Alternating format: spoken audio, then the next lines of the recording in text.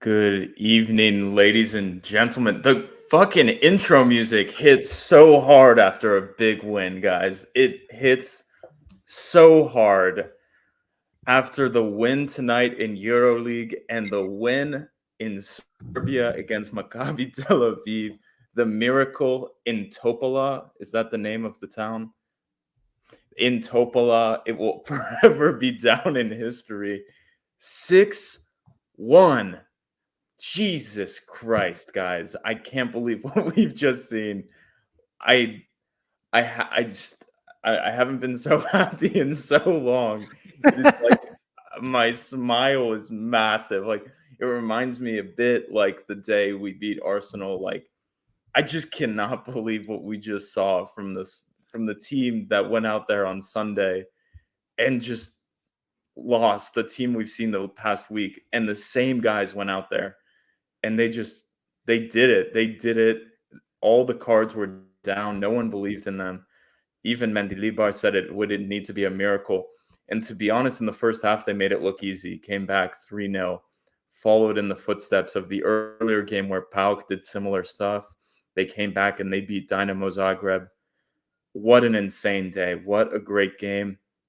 Shout out also to the Olympiacos basketball team. Moses Wright with one of the best games from a big man you'll see. In fantastic footwork, defense, offense. Just we've been living in dreamland for like the past 5 hours, I would say. Just cannot believe these are the nights, these are the nights as Olympiacos fans that that we're used to, that we grew up with, the big wins in Europe, the basketball wins, beating Panathinaikos in a sold out CEF, incredible. I just cannot. Shout out to the players. Shout out to the club, the management. They believed in it, and the same players on the pitch today were the ones who lost 4-1 a week ago. So can't say anything but respect to them turning it around. Costa, good evening. Good evening. It's nearly 12:30 Central European time, and there's more than 164 people following on different channels. I'm pretty sure there's a lot of Olympiacos fans that won't sleep tonight. There was already a hell of a lot of people out on the streets in Basalimani, people waiting to go to the airport to greet the team when they get back, people lighting flares all over Greece. Like, it's crazy, man. To be honest with you, going into Thursday, if somebody told me yesterday that Olympiacos would win in the basketball, beat Panathinaikos, and then qualify to the quarterfinals, you call them a madman. If anything, all I cared about going into today, I had a crazy day at work. I got back barely at 6:30, and I was really anxious about the basketball game, really looking forward to that.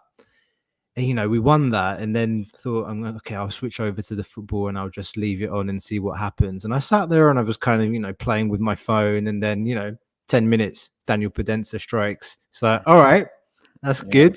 Then what is it, moments later, like 10 minutes later, Pudenza on a counter attack plays through Fortounis, who's broken the offside trap. He's behind the halfway line, clear on goal, 1-on-1, boom, 2-0.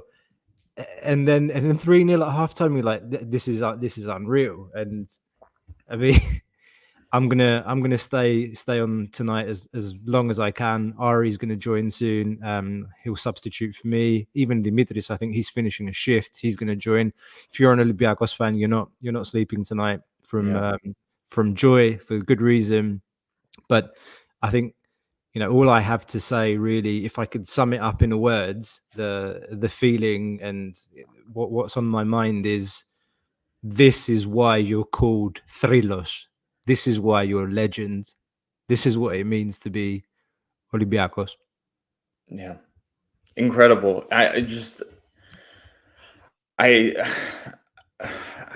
just speechless as well. The final goal, 6-1. I'm just thinking about the goal of El Arabi to finish them,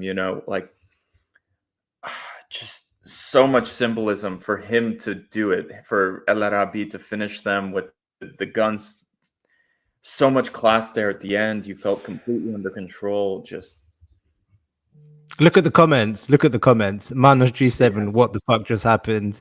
GS, I think that's our boy from London. It's like mind blown. What did we just watch? Speedo 7, hello from Rhodes, amazing night. Bravo Olympiakara.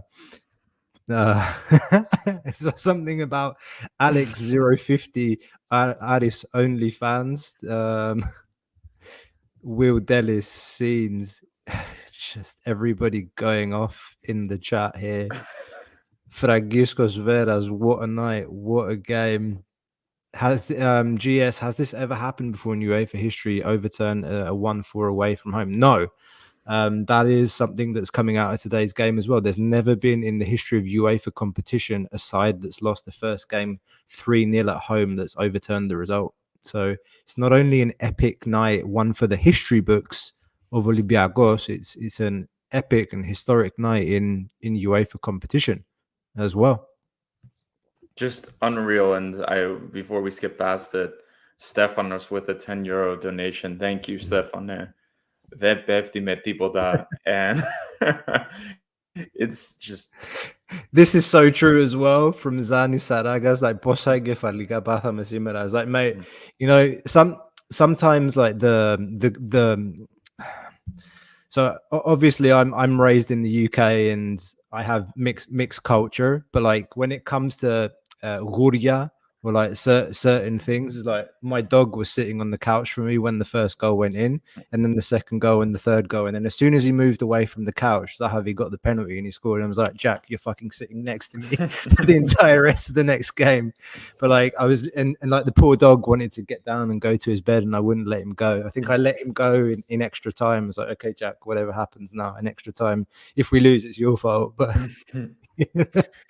Just but it's true, but I was so fucking nervous. It's like, oh my god, like please don't do that thing where you give us hope again. Like the team gives us hope, and then like you just, you know, the nightmare. The Zahavi penalty, man. The Zahavi penalty. I was like, oh my god, they didn't just do this to us. They didn't just do this to us.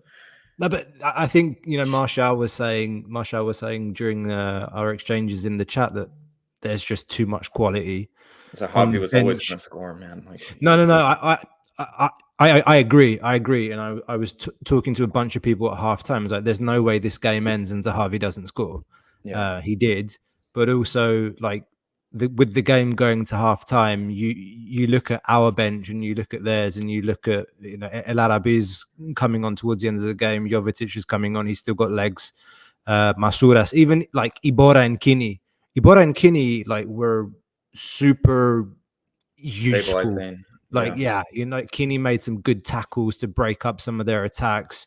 Iborra won a few free kicks, like made smart fouls. Like they played their role. Everyone, if you look from like, if you take every player individually today, from the keeper to the last man, everyone's had a really good game. Obviously, some more standing out more than others. For me in particular, just the two Argentines today, Ortega and Heza, I thought they had like fantastic games. I've given Ortega a lot of shit the last couple of shows. Yeah, can we say that it's normal for a player like that who's come from Argentina to have some inconsistency? Like, again, okay, it's Maccabi Tel Aviv, no disrespect, it's not like a giant of European football, but like, he's shown some quality today and consistency, and you know, you hope to see more. Like, it's consistency that this team's been lacking all season. And you know, I think Pedence mentioned it in his post-match comments when he was getting asked questions on Cosmote. It's like, it's the team has quality, just need to be consistent and play like Olympiacos. And you know, Marshall and I talked earlier this week about the youth team and how the youth team can give an example to the men's team. Like, you know, play and represent what Olympiacos represents. Play with pride, play with passion. Fight for every ball. Like, we're a Greek club, you know, and now there are good teams in this competition. Just because it's Conference League, You know, to get to these latter stages, it's good teams that are there. So you have to fight. You have to fight against these But I teams. even think I just thought of this while you're telling. I'm thinking someone mentioned the Arsenal game as like this is the first time since that where you're like so. I think that's the first time since then that I felt that magic. And if you look at the subs that we made that came off the bench, the subs are much better on the bench tonight than they were in that Arsenal game. If any of you look back, like Maxi Lovera, Avram came on, Bruno Gaspar came on. Tonight we had El Arabi, Stefan Jovetic, Ibora, Kini, Masuras. Masuras. Masuras was a starter on that. You know, the quality off the bench was available to the coach. And he played it so right. Like you see managers do this thing where they have the 5 subs nowadays and they make all 5 subs, you know, and there's like, I got all the subs. He stuck with that main lineup. He stuck with that main lineup that brought him there. And he coached like it was, you don't need to make these 5 subs. They're there to support you, but you don't need to make it because sometimes you feel like certain managers feel like, okay, I need to make the 5 subs now. And he didn't do that. No, you could argue that at some point during the second half, or like after the 70th minute, he still hadn't made a sub, right? The first sub was Jovetic around 75, if I'm not mistaken. But you know, he in the end he's played the game really well from the bench, Mendilibar. And I want to say real quick, people are doing it already, but let's do a check-in. Where's everyone checking in from? We're seeing Gio is checking in from Utrecht in the Netherlands. I think we saw comments from Canada. Where are you guys checking in from tonight? Olympiacos fans around the world. There's a bunch of you. There's a bunch of Olympiacos fans here tonight. Check in with us. Tell us where you are, where you watched the game today. What a crazy Hit that like button too. Hit that like button. It helps to reach out to more Olympiacos fans. Get as many people in here as you can. Subscribe, hit the bell. Make sure you get all the content coming out on the channel. Big love to all the Olympiacos fans tuning in wherever you are around the world. I'm in Belgium myself. Labros is in the US, and we've got our very own Mr. Bulubasis joining as well. He didn't expect to be pulled in. Coast. Means tamatas na tužgamas. Etsiga mayo Piraeus. That's what I wanted to fucking see today. Oh my God, Adi coming in with the guys. The cook. We have always had the talent on this team, and when they finally play with passion, when they finally are playing how we expect everybody to play with the red and white colors on, look what they're capable of. Curse is broken. Quarterfinals reached. History has been made. No team that has suffered a 3-goal deficit at home in the first leg of UEFA competitions has ever advanced beyond where they were in European competition. It has never happened. Now, I hope the team believes in themselves and realizes what they're capable of. They've been doing themselves a disservice all this time, man. Like that's like, did it take the youth team to kind of show them up in midweek, to kind of wake them up and kind of get them to just play with some fucking pride, you know, and play with some balls and just go out there and be men? Like, you know, we've given them a bunch of shit, and you know, it took the kids to kind of wake them up. Maybe, I don't know. It was too much, man. Like after the 4-1 at home and then 3-1s against Vazelos, it's like, come on, for God's sake. But like, you're right. You're right. They went out there and they played, and you really hope that in a topsy-turvy, turbulent season that finally, like that we've broken the curse. As you said, it's the first time we knock out an Israeli team. Can celebrate that as well. And crazy. Just there's 2 weeks now. There's 2 weeks now until the Ajax game, and the confidence is sky high. But there's also a new curse. Fuck this guy, Zahavi, so hard, man. Fuck that guy, man. New curse, Zahavi, fucking 38-year-old, man. God damn, I hate that guy. I hate him so much. Anyway, Yes, Costa, as you were saying, please continue. 2 weeks. Fuck that guy. So hard. God, I hope he retires. We never have to see his ugly face again. Anyway, terrible tattoos. Fucking clown. Anyway, please, Costa, continue. Anyway, I'll continue for you. We have 2 weeks international break. The weekend fixtures have been called off by the Greek government. The Greek national team is now ready to go to the Euros. Olympiacos through to the quarterfinals. PAOK through to the quarterfinals. Potential opponent for Olympiacos next round is PAOK. Just incredible. So did we say who the potential rivals are going to be in the last 8? So we can be drawn against PAOK now. Yep. That Czech team is in there as well. Plitzen is there. Aston Villa is there. Fiorentina is there. Club Brugge is there. The Philip Zinkernagel revenge game. Yeah. Yep. Lille. Yeah. Lille made it through. Do you guys know the answer to this question?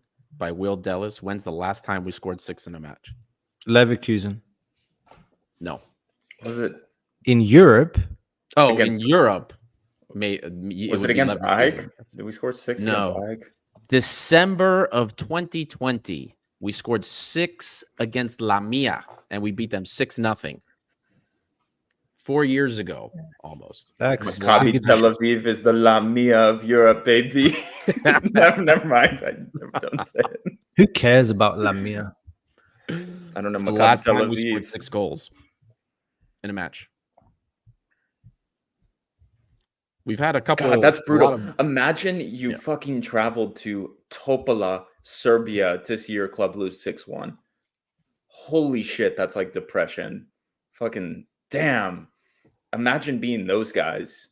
Damn, you're like, imagine after the game, you're like, oh, I can't even get a good kebab after the game in Topola. Like, what am I going to eat here? You know, there's nothing there. I don't. You're in the middle of nowhere. I don't want Serbia. to imagine that. I just want to live right here. Do you know what it was like? I had the best drive home after the win was secured. Like once they won, there was no music, there was nothing in the car. It was just bliss. That's what that was. Nikolakopoulos on repeat on the radio. That's what I did. No, I'm just joking. Can I just say, like, on top of all the joyous stuff today, from one win to another, some more good news. Mustafa Fall has extended his contract. Not official yet, but I had heard some rumors earlier in the week that this was that he'd been to the offices to speak with the Mustafa Fall. So Moose Fall signed him in the airport once. Moose Fall extending his contract until 2027. Real Madrid and Monaco had shown interest. Olympiacos showing again the appetite to keep this team together, and finally that policy of waiting last minute to re-sign new players re-sign existing players. That's changing. It's not the first time we're renewing a contract mid-season. That's big news. Having him stay on, that probably means he's going to finish his career at Olympiacos. He's 32 years old. He's extending to 27. So that's awesome. That's big news. And then you've got Moses right in behind. My goodness, what a game! What a game he had today.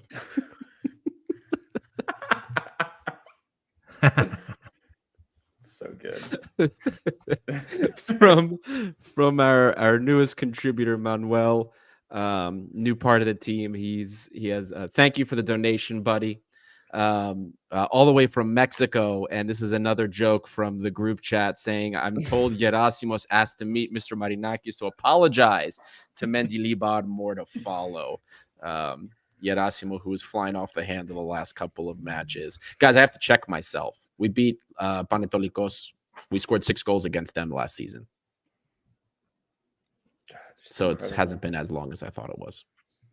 Just incredible. Just amazing from the Greek sides too. This is gonna be weird to say, but I had a feeling like, maybe we can do it. When I watched fucking Pau come out and Yeah, play so well against Dynamo Zagreb, I was like, you know what? If they can fucking do it after losing, didn't they lose to Addis over the weekend or draw or they did. something? They lost. They They did. lost. I was like, well, fucking Pau can do it. Screw it. Like, maybe we can do it, and gave me some hope. And Jesus Christ, man. Well, Costa, so you said maybe the U19s maybe gave them a little bit of inspiration. Maybe Balk had a little bit to do with it too. Like, Jesus, these guys came back against Dinamo Zagreb. Like, what the hell are we doing here? You know what I mean? Like, Maccabi Tel Aviv isn't Dinamo Zagreb, at least, so we got to do something here. And I really think that the mentality was, or at least from Mendilibar, was probably like, look, guys, 4-1. Let's just go out there, play, like just give a good showing. Just go out there, focus on the first goal, and then let's see what happens. I had said that if we scored on the last show, if we scored in the first 10 minutes, I would have hope. And we actually scored at like 9 minutes 50 seconds today. I was like, here we go. It's a game. Oh God, I am so happy. Also, There's shout like out. no other analysis besides that. It's just I happy. That's it. I don't know what you guys think, but shout out to Solakis. He didn't have much to do, but like I thought he played great. Was confident. Usually the one kicking thing was is his nervy. His kicking was very good. Yeah. The one he should have come out for like one cross that the guy headed wide, but I think that was it. Like great game from him. Jesus, hopefully he doesn't walk in the summer. Can I give a shout out to Labros Kosmas?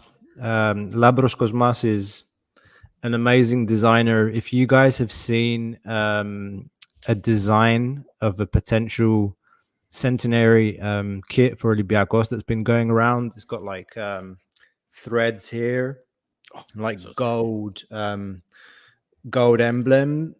It's amazing. Go and check him out on socials. He's made an amazing like render of what he would like the 100 years jersey to look like, and loads of other stuff. So just shout out to Labros. Nice to have you on the show, man. That makes me think this jersey, this beautiful third jersey, 90-year jersey. Those were good jerseys that year. My God, I have one. These are great. These jerseys are great, and it has my name on the back. If you want to see, also So, is that number 9? Is that number 9 you have on your back? Oh yeah, it is. What do you Number think? 9, I'm gonna get fucking number 3 or number bullshit? I'm 7. the number 9, man. I'm 7. banging in the goals. 7, always 7, just 7. I bang in the goals, so I'm number 9. They call me the Per Mertesacker of my generation. Oh, I thought you were the scrotum Mustafi of your generation. No, man.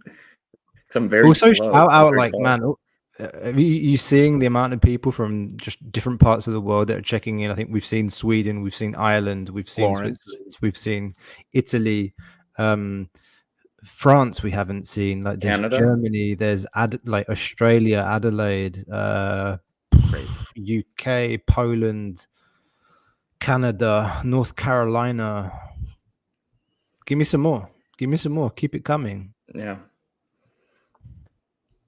Costa, there's a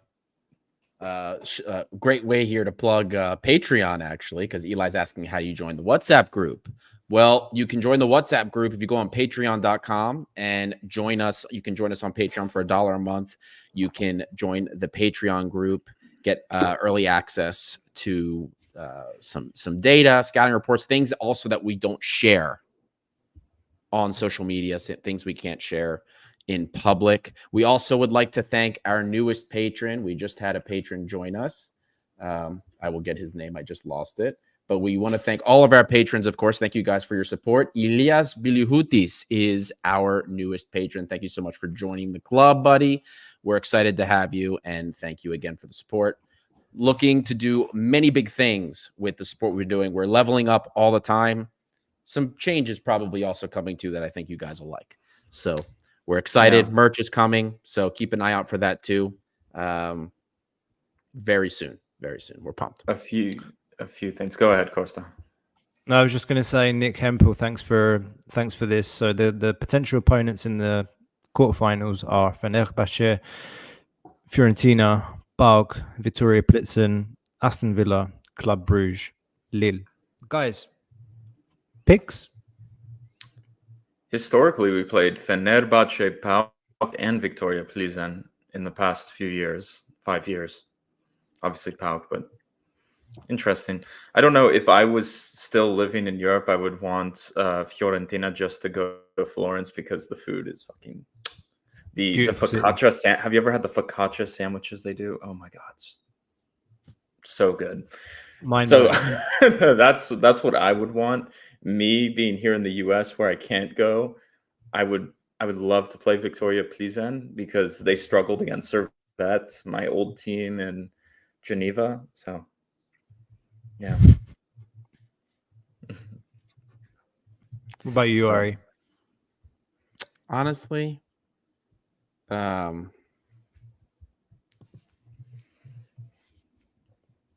probably I watched Fiorentina like struggle. They definitely have some weaknesses. I probably would want to avoid Aston Villa.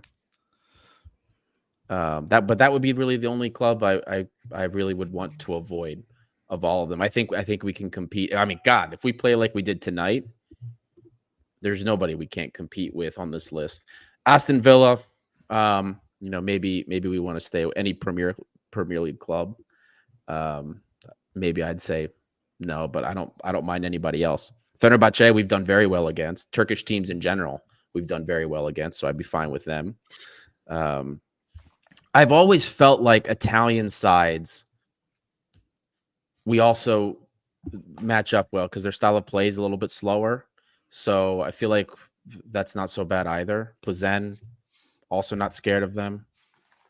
It's really just Aston Villa I don't want, to be honest with you. But Fenerbahce have just experienced killers in their team, like Dzeko, Tadic, like that would scare me. Those guys, like, they're killers. With our defense, like one opportunity, half chance. It's like there's a Javi 2.0 with Dzeko. You know what I mean? It's like he has a half chance he scores a fucking goal. So I don't know. I would be worried. Of course, I think for me, Fenerbahce, Fiorentina, like jump off, like a bit scary. Lille as well. Martial can tell us a bit more. Decent team. So 4th in the French league. That's not a joke. Yeah, that's true. That's very true. Yeah. So obviously that's the matter. I guess for Costa, he wants a Club Brugge or Lille for a trip. Prefer Bruges. Don't fancy Lille. I don't want to play against a French club. Bruges would be cool. Not far from here. But otherwise, fancy Plitzen. At this point, do I really care? No, you're playing house money at this point. Exactly. It's like the draw's at 3:00 tomorrow. We'll find out who we play. Like, God, man, if we get drawn PAOK tomorrow for a quarterfinal, I think that'll be the first time that's ever happened. Two group teams playing each other in European competition. Away fans. What are they going to do with the away fans? They probably would accept that no away fans are allowed. There's no. Man, they should fucking get their act together. I would get their fucking act together and let them travel. They should, man. It's UEFA competition for fuck's sake. Get your act together. Let it happen. I wonder what the precedent is of, like, have 2 Turkish teams played each other in Europe and they go away? Have German teams done? I guess German teams have away fans, but what Serbian team? I don't know. I think we're running, a bit. We're running a bit on fucking made up scenarios here. It's like it is uncharted territory. It really is. I feel like the enmity between the two clubs isn't even that. It's all about AEK. Like I think the big besides Panathinaikos, obviously. Like, I don't know. Like when we went to Dubai and we beat them 4-1. Or was it 4-2, 4-1? It didn't really, when they came and beat us 4-2, like in other years, would have been a pitch invasion. They would have chased them off the pitch. I don't know, man. Like, I mean, let's see. Let's Let's see see. what happens. We're getting ahead of ourselves, and we haven't talked about fucking El Kabi yet tonight. Is he the best? I don't want to say bad, but the best. Like, Is he the best bad striker we've ever is had? he the best bad striker we've ever had? Like Hassan, for moments, we're like, holy shit, how does this guy score goals? But like, Oh, El he's Kabi, clear of the Egyptian Penguin. He's 100% he's clear. Easily he's clear. But there's moments where you're like, oh my god, does El Kabi know how to control a football or use his right foot? And then he scores the most crazy goals, and you're like, he's the GOAT. It's just Hassan was also a scissor kick master. I know. Yeah. Whiffing the balls, the goals that were right in front of them, but then scoring a bicycle kick or a half chance. El Kabi's better for sure, but like, yeah, I don't the get how many goals similarities is that? is there. 22. So is close to 25 goals in this season. It is after today. So after today, because he had 2 goals today, I think it is 25 goals of this season. So and then by the way, that means he's also reached 20 goals non-penalty if my math is correct. So that's good. That's like 20 non-penalty goals for me is impressive. So It's crazy. but yeah. It reminds me, Hassan scored some bangers in Europe too. Marseille, Eindhoven. Like, but seriously, El Kabi tonight, I thought he was great personally. I don't know. He had some missed kicks, some poor dribbles, but Jesus Christ. He misses so many chances, Adi, and I know you criticize him for that. But I think I listened to Themis Kesari's podcast like years ago, and he's like, people shit on strikers a lot when they miss opportunities. But when strikers miss opportunities, that means their positioning is very fucking good, that they're always in opportunities to score. So if they're missing, like, yeah, that's not great, right? But if they're getting so many opportunities, it's also one thing where, like, you don't see Navarro getting opportunities, if that makes sense. You know what I mean? Like, his positioning is shit. Yeah. So it's like El Kabi, for all the complaints, like, the guy knows where to be. Like, on that header, how the fuck did he get so open, man? Like, his positioning, he kind of pulled back, boom. He can smell it. He smells goals, man. Like, as much as we want to shit on the guy, like, Jesus Christ, he scores goals. He scores goals. That's all that. Like El Arabi, man, he scores goals. He scores goddamn goals. So, you're right, and that speaks to, like, if you look at El Kabi's his touch count, right, like touches per ball played in the penalty area, it's very high. Very high especially compared to other strikers, where he's lacking compared to guys like Ioannidis, or we can even say like Levi Garcia. Where he's lacking is just efficiency. Like every other striker in the Greek league is way more efficient with their opportunities than he is. But you know, just incredible. Like, right, but he finds a way. Like he gets the balls get to him. He knows where to be. He does make great runs. FYI. Yeah. Like, we have to say that too. He does make great runs. And you know what? Like, when you're looking for a budget option, like, he was a budget option at striker for us. What more can you ask for? Are you going to find an El Arabi every time? No, you're not. But he's tried that bicycle kick a few times, like, in the league. Have you guys noticed that? Like, when he scored it, I was like, fuck, he's tried that a few times. I never thought he would actually do it. Like, you know what happened? I was watching it here, and Ortega crossed the ball in, and the screen froze, like my TV froze, and it's the moment where the ball's just like about to drop, and I've seen El Kabi like this, and I've literally, like, my wife's sitting across from me, and I'm just like, it's a go, and then it unfreezes, and Shathane lag is going off. It was mad. What a finish! You know. Not incredible. Not just El Kabi, also like that front three. I think that's the best performance we've seen from our front three at Olympiacos this year. Like, have we ever had a game where all three, Podence, Fortunis, and El Kabi, like all three of them were just like actually had solid games? Just insane. For me, it's, you know, the big discussion that we've been having about the fullbacks in recent weeks and the setup in midfield, and why did we play the 4-4-2 against Panathinaikos? But what am I trying to say is that midfield trio and the fullbacks today that have given them the license to operate. and the freedom to unleash the attacking flair and ability that Podence and Fortunis have. Yeah. You don't and don't get me wrong, I thought Fortunis in particular today, he had one of those games where, I've seen him tracking back, I've seen him trying to, get down and dirty and trying to tackle, which you don't normally see from him. And we were super critical against Panathinaikos, where he's walking back after he's just been subbed in and we eat the third goal. But you can't fault him today. You can't fault anyone for a lack of effort.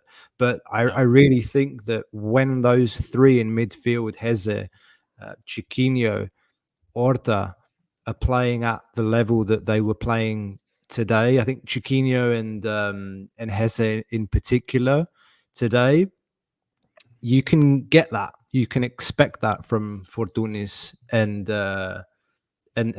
And it's a shame we're going to lose. We've lost Podence for the first game. They picked up that yellow. But yeah, I think that's key. That midfield trio, just don't tinker with it anymore. Don't play around anymore. Just stick with that. That's how we should play. No more experiments. No more 4-4-2. No 3 at the back or any bullshit. Those three need to play together every game. There's a good chemistry with Horta and Podence on the left. We see that this coach has found a way to get the best out of Jovetic. Yeah. And I remember doing I remember talking about him when we signed him, and I thought that he's a good player that can play as a second striker. He's a player that has good technical ability, experience. He can hold the ball up well. He's clever. You saw so many times today, in extra time, he's got the goal. He's been in situations where he's received the ball upfield, and instead of kind of doing something that Masuras would do, like try and run at someone and lose the ball, he's held the ball up. He's wait for people to come and help him, just killing time off the clock. And kudos to Mendilibar, because he's a third/fourth coach of the season, counting Silaidopoulos. He's the only one that seems to have found the buttons, the manual, how to use this player effectively. And I think it's so clear since he's come in. Every time Jovetic comes on during a game, he gives us something. And I think that's massive. That really is massive. Regarding the midfield three, because I saw even in our chat, there were people talking about how the tactics between this game and the first leg were the same. But there was a huge difference in how the midfield operated today. The midfield was very, very tight. The lines were tighter. Specifically, Chiquinho and Heze were closer together for most of the match today. Even Horta wasn't getting as far forward as he does in many games that we've seen. That midfield three, it was kept tight. And the center of the park for us, we did a much better job of dispossessing Maccabi, especially early on, dispossessing them anytime they had anything going forward. The problem, especially early on, was we would win the ball and then give the ball right back. We couldn't do much in the final third until the second half. But I thought, right from the beginning, what I saw on the field was that was the type of play, how you constrict teams, how Mendilibar did that for everybody he's coached so far, whether it was Sevilla, whether it was for Eibar. He did that everywhere he went. And we saw that today. And it was such a surprise the first leg when we lost to Maccabi Tel Aviv that we were so open, because that's not what you ever see from his teams. So whatever the case was, he fixed it. And what we saw today, the really, really tight midfield, is what he normally does. So I hope we just stick with it. Costa, you're 100% right. Don't fix what isn't broken. Stick with that midfield three. Keep things tight, and then I think we can do a lot. You want to hear something crazy as well that I think the American announcer mentioned, and I just looked it up. Stefan Jovetic hasn't scored a goal in Europe in almost 14 years. That was his first goal. Isn't that crazy? Really? I didn't know that. Look it up on Transfermarkt. Go through all the goals he scored in his career. That's at least over 10 years. I think it's 14 years. I was looking on Transfermarkt. I can't find a goal in UEFA competition, group stage or knockout. So that's a crazy stat. Yeah, That's crazy. that's insane, right? Well, real quick, Lambro, guys, hundreds of you have already passed through here. The audience continues to grow every day. I don't know how many likes that we have right now, but last time I checked, it wasn't enough. If you haven't hit that like button, it takes 2 seconds. Every engagement really does a lot to help us find more red and white community members. You can also check us out on Patreon if you want to do more, if you want additional content, or you want to join our WhatsApp group. We would like to thank our newest Patreon member that just joined. Kostadinos Baguas has just joined us and joined the Patreon community. Thank you, and thank you to our patrons for all of your support. If you're listening on Twitter, or if you like to call it X, get your butt onto YouTube. You can actually comment and become part of the discussion. Come check us out on YouTube. Of course, that you want to read this donation we got? Oh shit! Look at this. Wow. Be my honor. Let me see. Oh my goodness. They're from Alexander Katopis. Oh my goodness. It's a $100 donation. Thank you so much, my friends. Εσείς στο Gate 7 International είσαστε η αναπαράσταση του πάθους, του θρύλου, και πάντοτε ευχαριστιέμαι να σας υποστηρίζω, Ολυμπιακάρα για πάντα, και με το καλό να προχωρήσουμε μέχρι τα τελικά. Χαιρετίσματα από το Maine. Καλό βράδυ, μάγκες. Thank you so much, Alex. It means the world to us.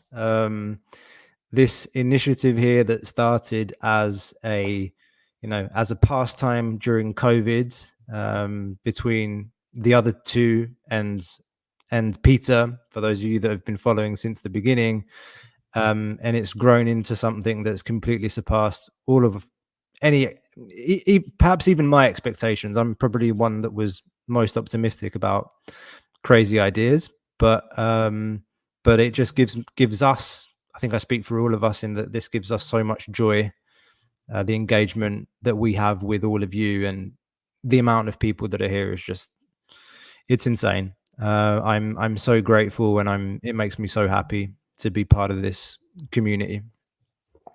Yeah, I want to jump off Costa here, and we have lived so many depressing nights where you're drinking the booze, Costa, and it's not good. And like, we have suffered so much over the past 2.5 years as a community, as fans, like as a channel.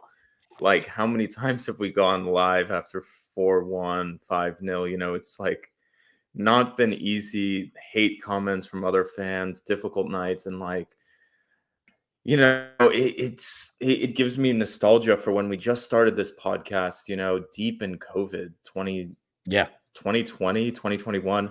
And, you know, this August 2020, and this club was fucking flying.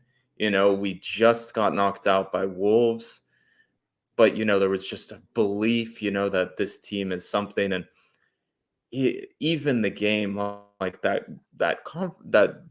Europa League, when we qualified with Eindhoven, I remember going live and recording after that game, like the happiness, the excitement we all felt.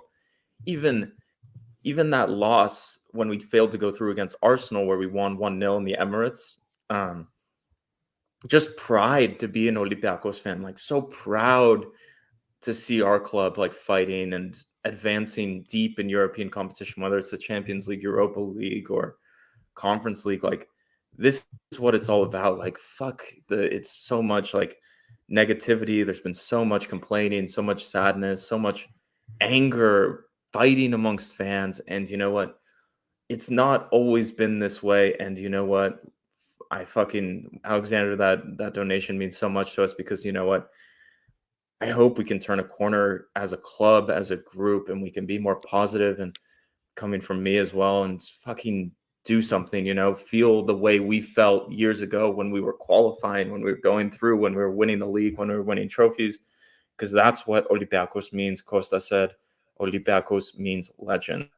And that's what Olympiacos showed tonight. And that's what makes us proud to be supporters of this club, but also supporting this club globally, doing this podcast and connecting with people like you. So that's my spiel.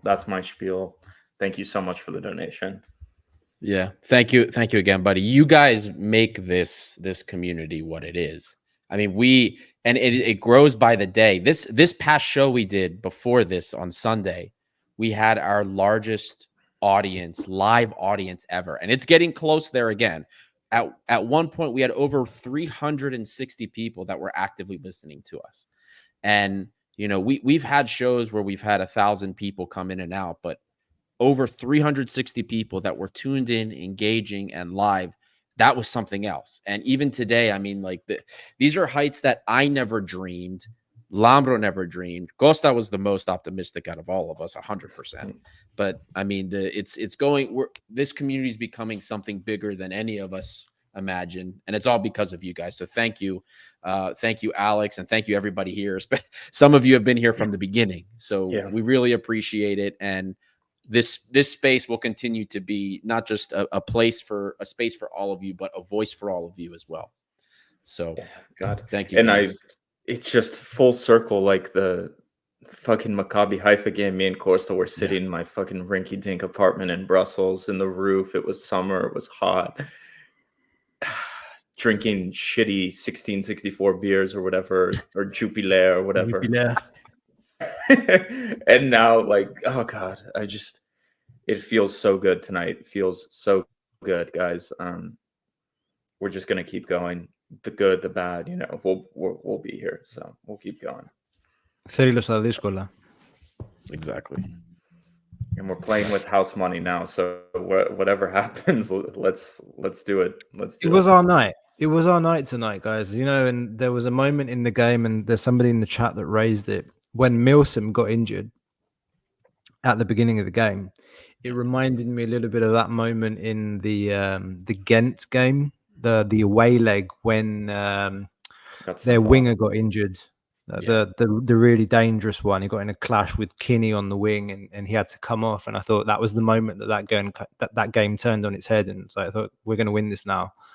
And Milsom goes off, and he terrorized us in the first game. And I thought, okay, that's a good sign. Like, it's going to be a little bit. That's one less thing to worry about tonight, because we'll remember the matchup with Rodinei.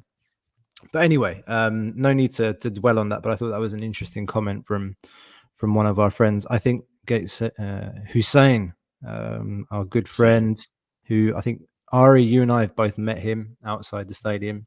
Lambro, you met him too. He was there with us. Yeah. Was that outside Pasianina? That was Pasianina. Yeah, not this. Yeah, last season. Last season. Nice.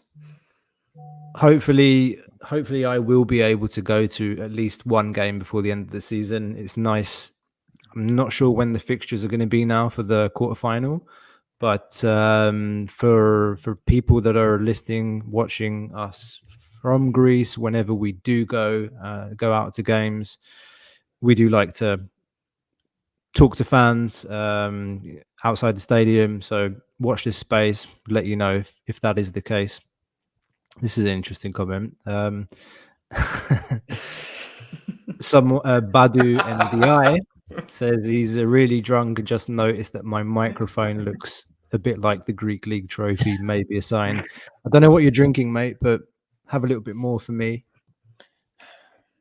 These are the dates for the first and second leg of the quarterfinals, 11th and 18th of April. Okay. So good to know. Good to know. It's interesting. So tell us, Ari. Well, first, guys, there's a poll. I put a poll up. I can only pick 4 people for the poll. If I could pick more, I'd pick more, but you can only pick 4. So if you don't like the options on the poll, just type in who you think your man of the match is. We'll do it that way. But how do you think this win helps us going into, we're going into the break, and then we have Ike at the end of the month. That's our last game of the month after the international break. And if we lose that game in the league, the title hunt is like, we'll be -8. It's more or less over. So how huge is this to carry that momentum to go into Ike? Because I feel like, honestly, since Almeida's been there, like mentality wise, we've had the small man mentality every game we've played against Ike. Yeah. No, Adi, I think it's huge, man. Like, these next 2 weeks of rest, and then it's a sprint for the rest of the season. A lot of our players are not traveling for the international break, which is a godsend. I don't know about El Kabi, whether they play. The African players still go, but I know David Carmo, Pascalex will be gone. Solakis may stay. So we'll have a group. Heze, Chiquinho, Horta. All of these players can get to know each other a bit better. Because some of them have only been here for 2 months as well. We forget that. I think Horta, Chiquinho, David Carmo, even less. 6 weeks, 7 weeks. David Carmo's been at Olympiacos. Yeah, just calm down. Everyone calms down. We regroup and we go again into the second half of the season, and that's that. Just want to say, people that are in Greece, there's delegation or like fans are going to the airport at 4:45. The team's coming back.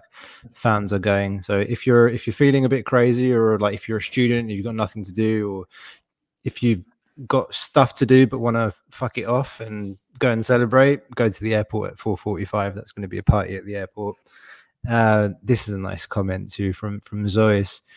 Win against Panathinaikos in the basketball, 6-1 against Maccabi, and now Gate 7 International live. Πόσο να αντέξω γάβρος. Great comment. And this is an interesting question. Would you start Zolakis in the next league game? Labro.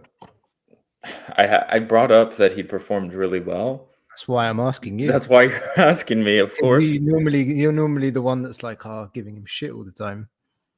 I thought he was fantastic tonight, and I didn't see it coming. Communication too, right? Communication. Like you saw him like talking to the players. So, I don't know. I guess you. Was Pascal what was the injury though? Was he on the bench? Could he have come in? Because I was on the bench. I had a feeling if we went to penalties, he would have subbed him in. It's like maybe Pascalex was studying the penalties and was getting ready. I know the Netherlands likes to do that in international tournaments, but can I say that Pascalek's injury is like weird to me, because like we saw videos of him, like the club posted videos of him training this morning. They showed videos of him training. It was a bit odd. Then there was the news that it was from I think it was from. Was it the Sport 24 article? They said that he was hurt, or that he had like a Sport knock. 24, but it was from someone else. Blah blah blah. Yeah, but like they had the video of him training, so like I don't know that situation. It feels a bit, your fucking back's against the wall, European tie, and you don't start your starting goalkeeper. Yeah, it's a bit fucking fishy. No, I don't know. And maybe. Zoe's mentioned. I don't remember if people went to the airport after the win against Arsenal. I do. They did go. After the win against Arsenal. It was the last thing before COVID shut down the whole world. I remember the celebrations, like Valbuena, and what great memories that brings back. Yeah. So another one from Rollface. From the guy that I said rolls his face on his keyboard. Rollface, you got to tell us your real name, buddy. Just your first name or a nickname, whatever. So I feel bad calling you Rollface now. Told myself on Sunday I donate if we progress. LOL. Love the work. Thank you. Yes. He's been here for a long time. He's been Rollface has been here, a follower for a very long time. So Rollface, I think I said earlier today that if we qualify, I drink my own bodily fluids. I'm not doing that. You did say that. Wow. Yeah. Shit. Wow. Incredible. Oh God. And on that note, we'll bring in Dimitris is here. He's got his red and white on as well. Today? He's got. Hello. Can you hear me? We can hear you loud and clear. Oh, what a fucking night. Down from heaven, boys. Down from heaven. Mate, madness. I don't know what you guys have talked about. I literally just got home from work. Honestly, like I'm speechless. We're winning it all. We're winning both European titles this season. Everything. Olympiacos is winning everything. So answer the question that we had up before. Did you see it? Would you start Zoulakis against Ajax? I don't even know why he started him today. Was Pascalakis injured, or was that Apparently, yes, he was. okay? I mean, I'd start literally everyone who played today. I'd start them until they get injured. I wouldn't take anyone off. No, I'm joking. Would I start Zoulakis? Yeah, I mean, look, today's performance, Maccabi offered nothing offensively. From what I had, I was watching it literally in the corner of my phone. I was mostly hearing it, and it sounded as if we had possession the whole time. It sounded as if we were the only ones who actually cared to score and play football. So you can't really judge Zoulakis based on today's appearance, but gives him confidence, gives the team confidence. No point in changing the winning strategy, surely.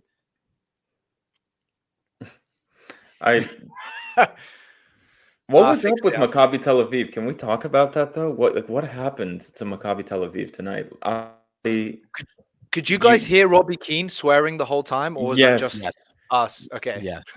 When we went into extra time, he was like, "Rodinei is fucking dead." He yelled that. He was pointing down the side, and I was like, "Wait, did I just hear that?" I didn't hear that. Yeah, he was like yelling. He's fucking dead, man. Like he was just yelling it over. And I was like, "Oh no." He was swearing a lot. He's like, "Fucking tight, mate. Get fucking tight." Like you could hear him just yelling with his accent. You're like, he was so mad.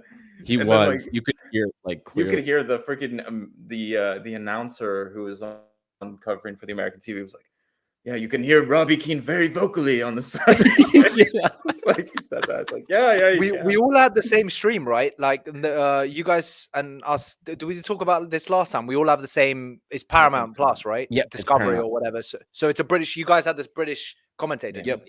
Yeah. Okay. Yeah. So we're all hearing the same thing. Maybe mate, I had Thanelakis going crazy on Cosmote. If you guys haven't heard the Greek commentary, my God, Lupin incoming and the sixth goal, he just like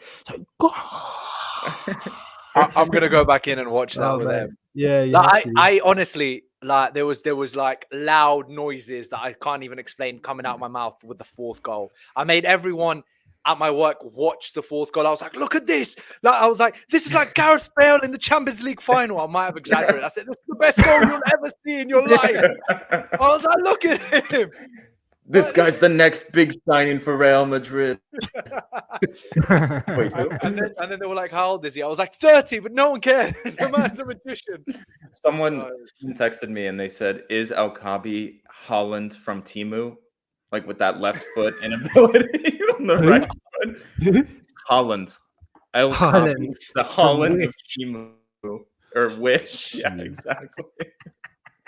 It's just like can only use his left foot, you know. He's like running, and you're like, "Oh, I can see it. Yeah." Oh my God. Quick thank you here to Theo Magnatis.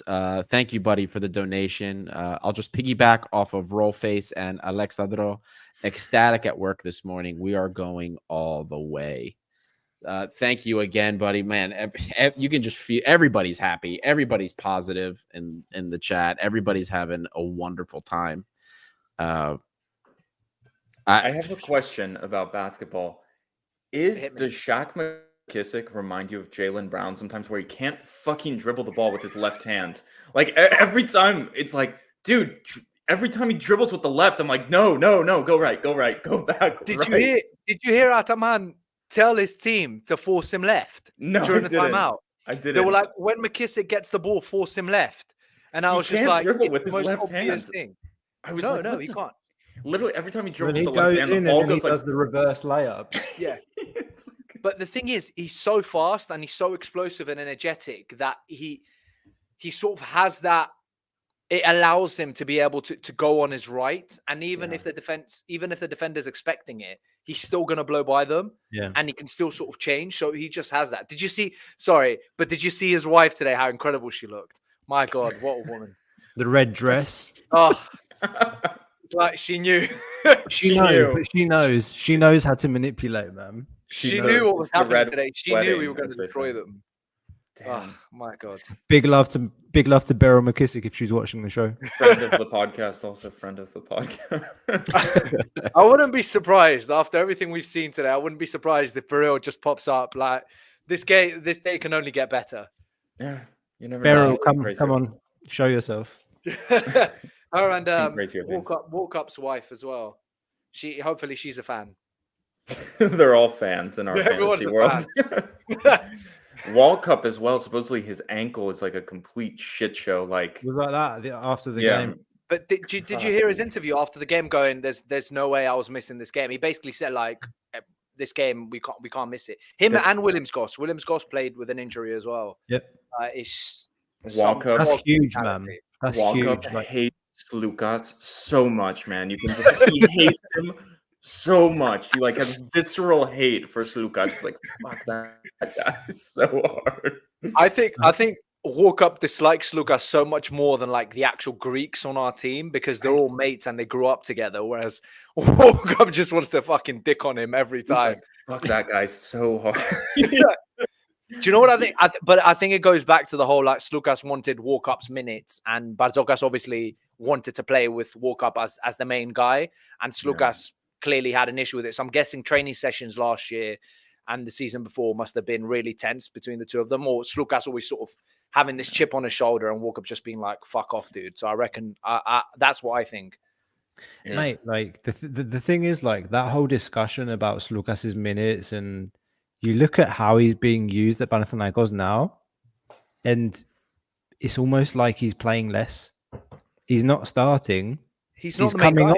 He's playing the same role that Barzokas was playing him in. So he's the impact guy coming off the bench, like sixth man almost, like to change the rhythm of the game. It's because you can't start Slukas over someone who's as offensively incredible as Kendrick Nunn.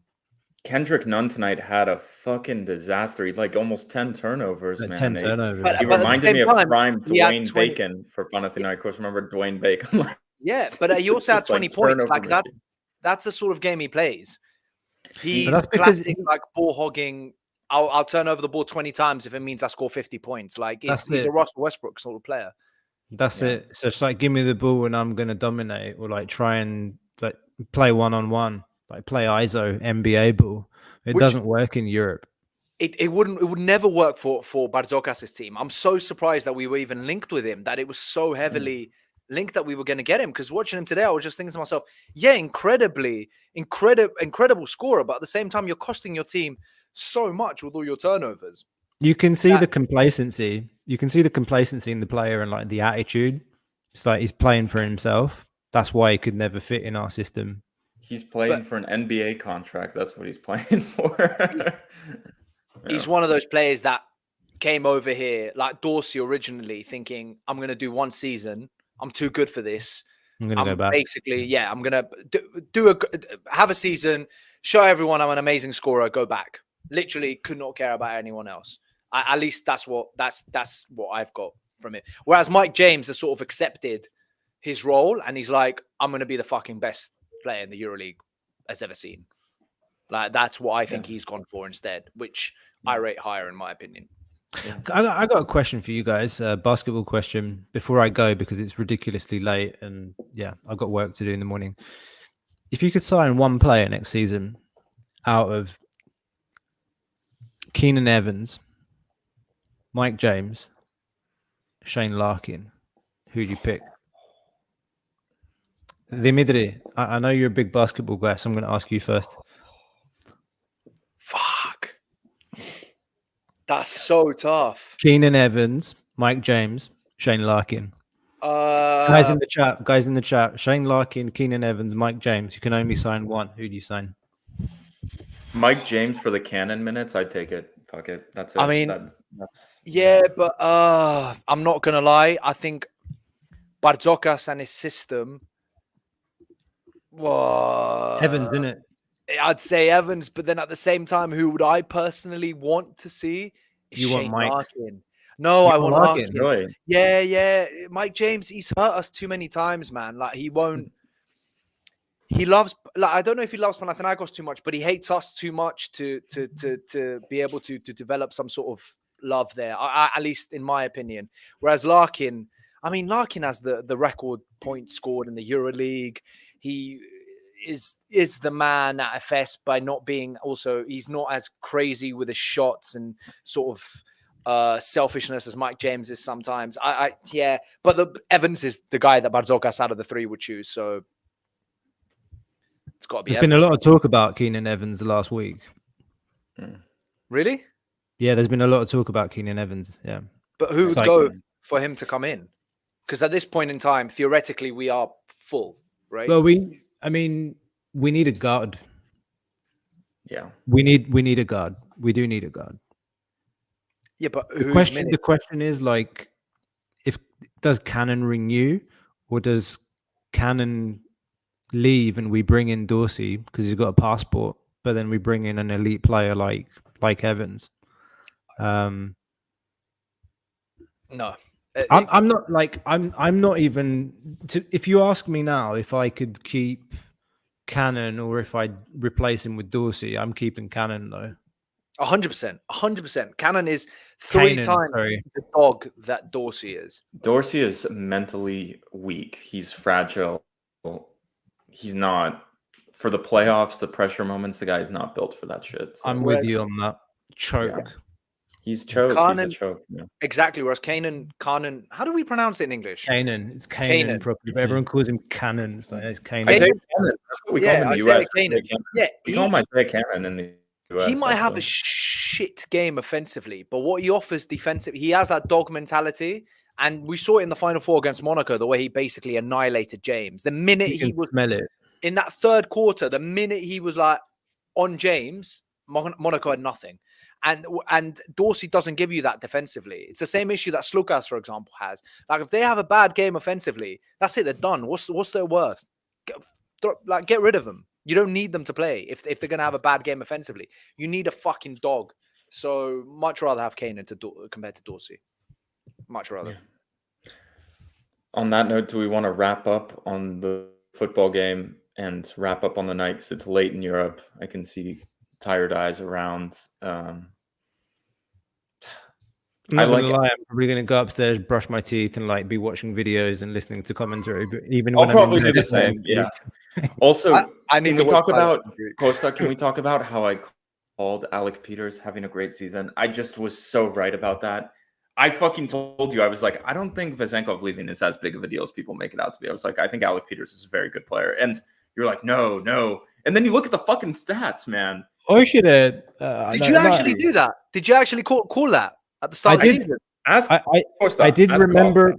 I remember having that conversation with you because the conversation we were having was before Slukas made the decision, and we were talking about whether he would renew or not. And Sasha had already kind of decided to go. And I remember you saying that, like, I'm not as concerned about Sasha leaving because I think Peters is going to have a great season, and I think you're right. You did call it. Fucking rate that guy so much. I expected Peters to step up because his numbers in Europe, like when he was playing for Baskonia, like he's won the EuroLeague with CSKA.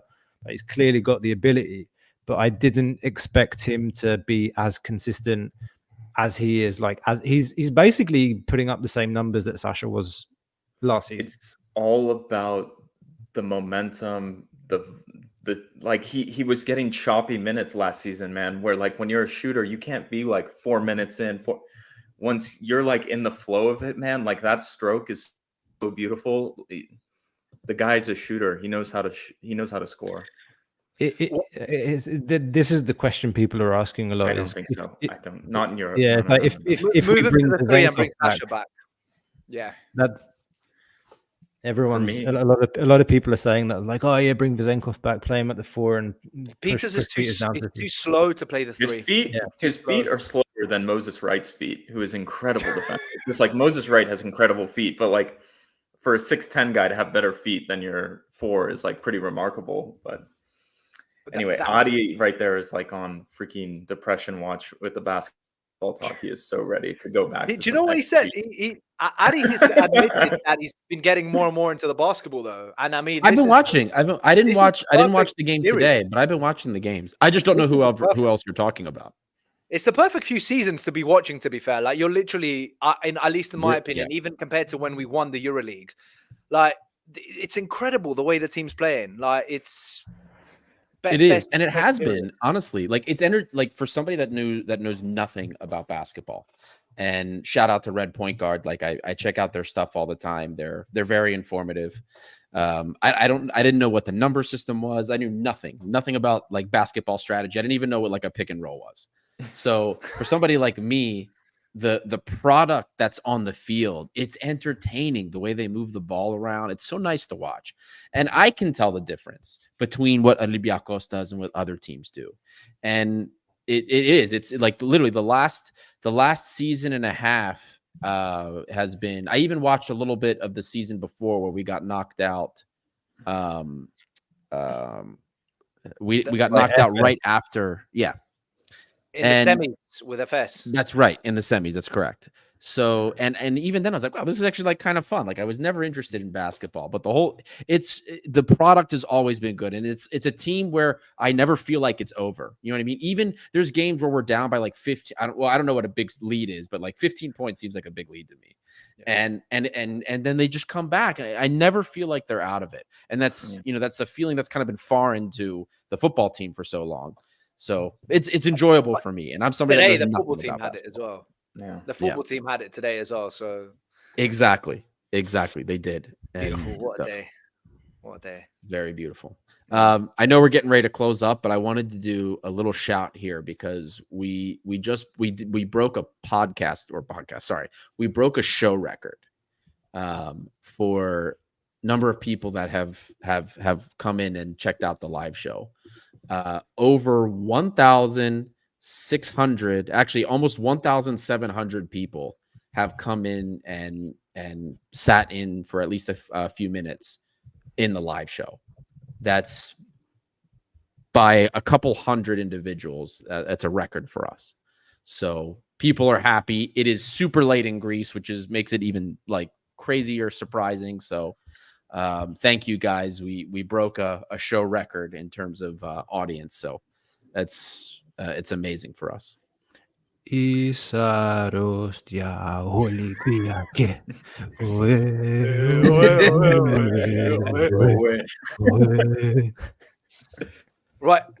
Who are we getting? I don't know if you guys talked about this just before we close up. Have you talked about who you want in the next round? Because if it's Lille or Bruges, I can't fucking wait. Like away day Costa. Like, and if it's Villa as well, you're coming in, we're going. Yeah, I can blag that. Yeah. Why wouldn't you guys want a cheap Ryanair flight to Florence? That's like my dream, man. I would love that. My issue is that would take 2 or 3 days of holiday. Whereas if it's Villa, it takes me just a day. Like I'll be back that evening. I'll drive up. Lille or Bruges, I'll take 1 day of holiday, like the Thursday, watch the game in the evening, and then get the first train back on the Friday and work the Friday evening. So a little drive up to Birmingham. whereas Florence is a couple of days. That's the issue, Labro. So I'd rather something closer. Yeah. And then as we get to the semis and the final, then I'm happy to travel further because once in a lifetime situations, right? Yeah, that's what it is. Times like these, I wish I lived in Europe. Don't worry, you're getting the World Cup in 2026. Does anyone have the semi-final dates? Because I'll be in Greece in May, and I'm wondering. Yeah, the 11th and the 18th of April. No, but for the semi-final. No, semis. Oh, for the semis. Yeah, if we make it to the semi-final, do we have... I'm going to be in Greece. When are you going to be in Greece, Labro? May 2nd of May. 2nd of May. 2nd and 9th of May for the semis. Oh, I miss it. Oh my God, I'm flying on the 3rd. And I'm leaving on the 8th. Change your tickets. Change the flight. Unreal. And I think Game 5 of the playoffs will be around then as well. Will be on God. that week, commencing like the one after Easter, after Greek Easter. So that will be. I hope a lot of our fans are religious and are praying to God that weekend, the Easter time, for some miracles. Because history. Let's see about the quarterfinals and let's take it from there. Step by step. Don't get ahead of ourselves. It's been the problem with the football team, I think, a lot. Also, this will be one of our last podcasts until Ari. Are we doing a Greek national team podcast? Yeah, I don't mind doing one. Okay. I'll be watching. I always do. So that's on Thursday, right? Yeah, a week from today, correct? Yeah. I'm working days that day, so I'll be able to watch the game. So I'll probably jump on afterwards. Keep it Okay. locked to the podcast. locked Hit the in. bell. Get notifications when we go live or when new content's up. There's a video.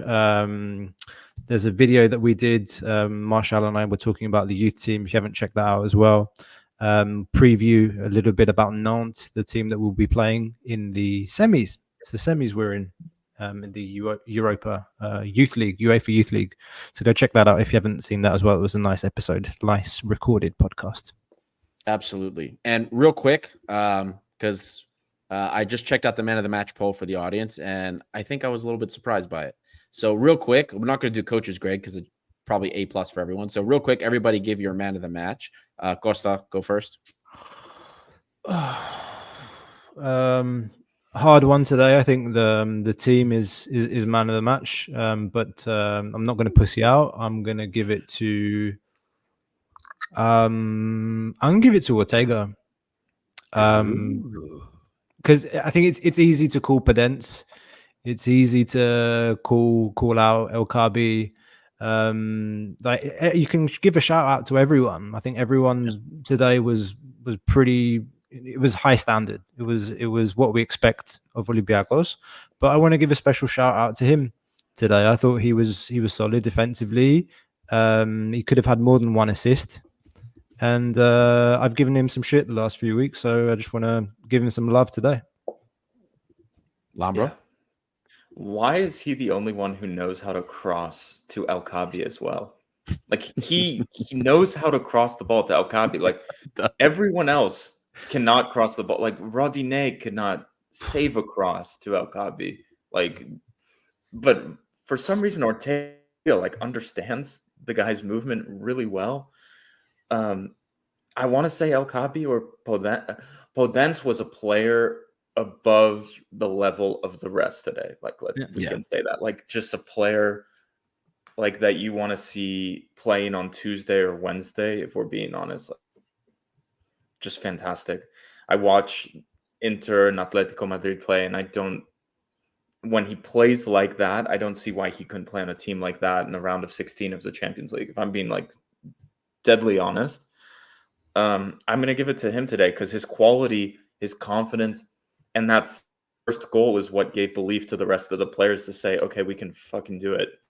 So he gets man of the match from me. I think, did he have 2 goals and an assist? Maybe not an assist, but yeah. No, yeah, Podence had an assist. Goal and 2 assists. Okay, a goal and 2 assists. Yeah, Yeah, one goal. me, Yeah, he had the first goal. He did it. Right. He was the man. So Dimitri. So I'm gonna pussy out and give it to someone that everyone expects. However, I do want to give a 2 more shout outs. So I'm going with El Kabi because I genuinely I made noises that I should not be made in an office with that 4th goal. Honestly, it was an orgasm. It was incredible. He he scored 2, and that second one was fucking incredible. So man of the match is, in my opinion, is that. However, I want to give 2 special shout outs. Whoever had the through ball for the 6th goal that had Masuras through on goal, I, for the life of me, can't name it. But was it Heze? Wasn't that Red Sauce? Heze. Oh, that was Heze. It was one of the midfielders. He bought out Heze. It was Heze. The through ball to Masuras before the cutback to El Arabi. It was fucking beautiful. It was a great pass. And another shout out, which is going to be a bit obscure, like Gostas's is Jovetic, because I think his sub changed the game. I think that must have been the best cameo I've seen this season from someone coming in and playing a limited amount of minutes. Incredible cameo. The goal he scored. I mean, I know he missed a really good chance, but the way he was playing, keeping the ball up, bringing the rest of the team with him every time he was holding the ball. I just thought he was really, really good, and he made a really, really good impact. And it's incredible having someone like that coming off the bench. And 16 or 14, what did they say, 14 years since his last European goal, 16 years, something crazy like that. And you're thinking to yourself, what? Yeah. What? Yeah. This man has played in all 5 top divisions. He's played for City, Fiorentina, Sevilla, Monaco. He's playing the Bundesliga of Hertha Berlin. And that was it's taken him nearly a decade and a half to score a European goal. That was mad.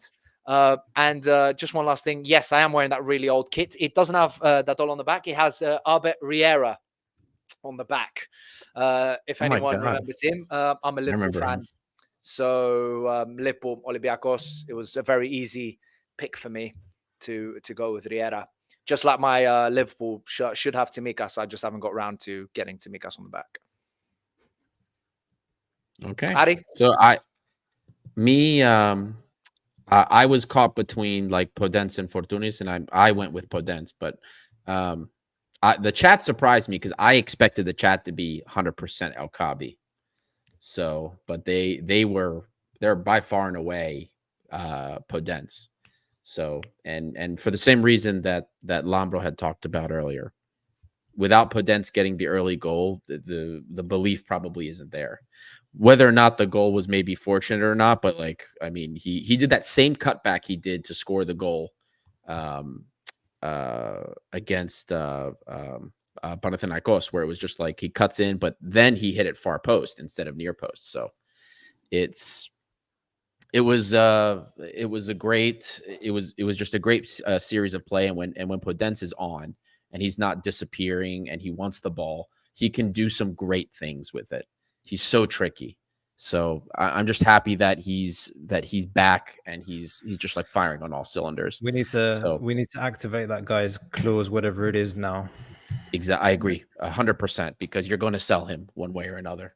So whether he stays another season or whether we sell him, I mean, there's no reason not to. So anyway, that's it for me. You guys have so man of the matches, but you're absolutely right, Costa. The team did fantastic today. Did anybody else have any other comments before we go ahead and close up here? Padense is suspended for the next game, right? Because of that yellow. That's correct. Yeah. We talked about that earlier. Cool. It's been a while since we had one of these. Do you want to do this, Costa? No, I've done it before. You do it. It's late here. Is Stefano still alive?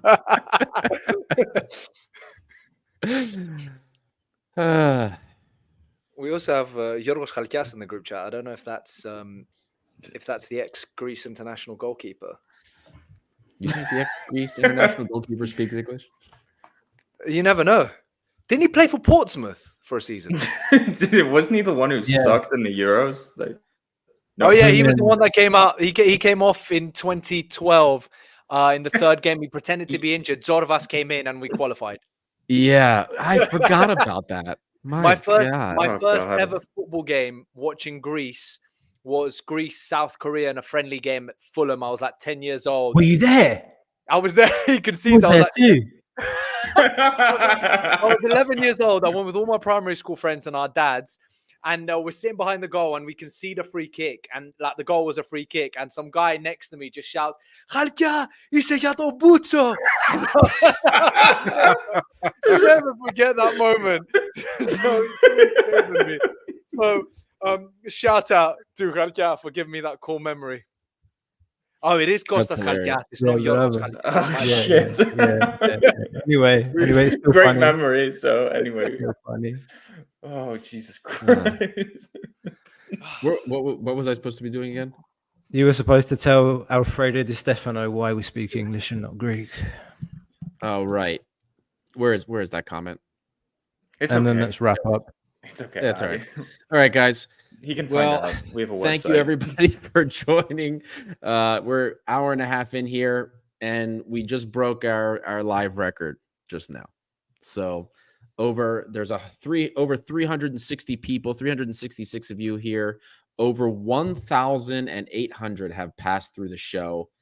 Records all around for Gate 7 International here. Thank you guys so much for joining. Thank you all for coming in and just sharing in the joy, the glee of El Cable, of course. So you stole my line. Misteri Zaba. I patented that one. We'll be back. We'll do some Ethniki Omada action, Greek national team action, if we can, as they go into the EuroLeague playoffs for an attempt to join the first finals of any major tournament since 2014. So we'll do some coverage there. And then when we return, Olympiacos plays AEK on March 31st for the second round of the playoffs. So we'll be back. If you haven't done so already, like, Get us the engagement. Subscribe and ring the bell if you want to know when we're going to go live again, so you can stay up to date. Check out Patreon if you want extra content, or if you want to join our WhatsApp group. A lot of great stuff happening. Thank you guys for following. Thank you guys for being here. We're Gate 7 International, by the fans, for the fans, and we'll see you all next time.